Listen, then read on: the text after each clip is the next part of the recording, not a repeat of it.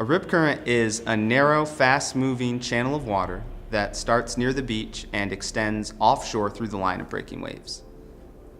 If you do get caught in a rip current, the best thing you can do is stay calm. It's not going to pull you underwater, it's just going to pull you away from shore. Call and wave for help. You want to float, and you don't want to swim back to shore against the rip current because it'll just tire you out. You want to swim out of the rip, parallel to shore along the beach, and then follow breaking waves back to shore at an angle. When you first get to the beach, the best thing you can do is swim near a lifeguard. And then if you have questions about if the conditions are hazardous or not, ask a lifeguard.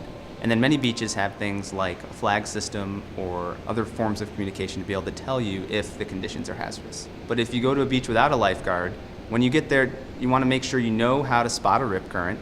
And if you get caught in one, know how to get out. And then when you go in the water, always bring flotation. Always let a lifeguard make a rip current rescue, because often the people that try to make rescues themselves end up being the ones who drown. Instead, the best way to help is to throw them something that floats and immediately get a lifeguard for help. Spotting a rip current can be difficult and it really needs some practice, but when you go to the beach, start off by staying back from the water. Rip currents are easier to see at an elevated position like a dune line or beach access, and then look for places where waves aren't breaking, so flat spots in the line of breaking waves. And then also where there's maybe foam or sediment in the water being transported away from the beach offshore. Before you go to the beach, always check your local beach conditions. Look at the wave forecast. If you have waves 2 to 3 feet high or greater, you could have strong rip currents. And then look to see if there's a hazardous rip current statement for your local beach.